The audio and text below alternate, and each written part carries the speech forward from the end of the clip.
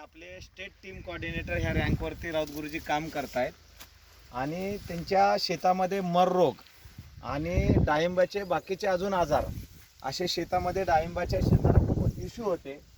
आणि काय काय डाळिंबांना जसं माणसाला आजार असतात तसं झाडाला आजार असतात.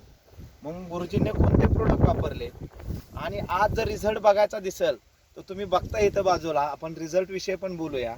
तर गुरुजी सांगा की बाकी आपल्या शेतकऱ्यांना एक मेसेज जाईल, तुम्ही कोणते कोणते आपले माय लाईफचे प्रोडक्ट वापरले इंडिया ग्रोचे.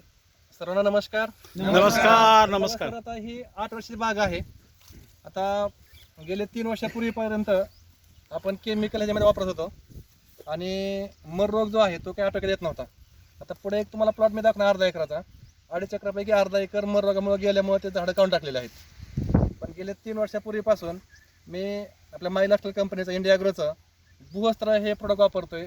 शेणखताबरोबर जमिनीमध्ये नंतर रासायनिक खताबरोबर वापरतोय. त्यामुळे रिझल्ट असा मिळाला की जमिनीमध्ये जे असणारे सूत्रकृमी असतील, निमॅटोड्स, त्याचप्रमाणे वाळवी असेल, हुमणी असेल, ते पूर्णपणे नाश झाल्यामुळं जे आपल्या डाळिंबाची जी मुळं आहेत डॅमेज जे होत होतं ते डॅमेज कमी झालं.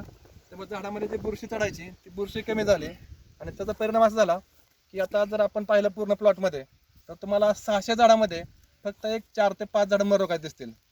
पूर्वी हेच जे प्रमाण होतं ते अगदी तुम्हाला जर सांगायचं झालं तर 800 झाडामध्ये मी 200 झाडं काढलेत मर रोगाची 5 वर्षापूर्वी. म्हणजे थोडक्यात ही वापरण्यापूर्वीचा रिझल्ट परिणाम असा होता. आता खूप चांगला रिझल्ट मिळालेला आहे.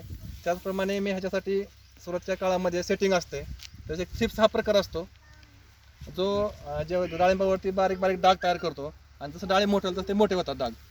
आणि त्यावेळेस आपण केमिकलची बाहेर फवारणी करू शकत नाही आहे. पण आपलं थ्रिप्स नाईट हे ऑर्गॅनिकमध्ये असल्यामुळं त्याची फवारणी केली, मधमाशीला काय डॅमेज केलेलं नाही आहे आणि फळंसुद्धा एकदम तुम्हाला जर पाहायचे झालं तर एकदम क्लीन फळं आहेत. कुठंही तुम्हाला असं थ्रिप्स चाटलं दिसणार नाही आहे. आणि आता जी स्टेज आहे, आता हिला 1.5 ते 2 महिने टाईम आहे अजून.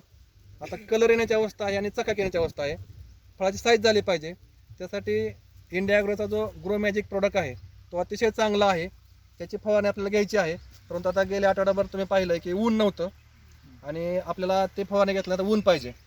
कारण ते जे आहे ते इंटरनल म्हणजे आत शोषून घेणारं प्रोडक्ट आहे. त्यासाठी आपल्याला ऊन पाहिजे. तर तो प्रोडक्ट आपण वापरणार आहे आणि 2 महिन्यात अजून तुम्हाला प्लॉट अतिशय बघण्यासारखा असणार आहे. कलर खूप चांगला असणार आहे, शायनिंग आणि साईजसुद्धा. धन्यवाद. थँक्यू.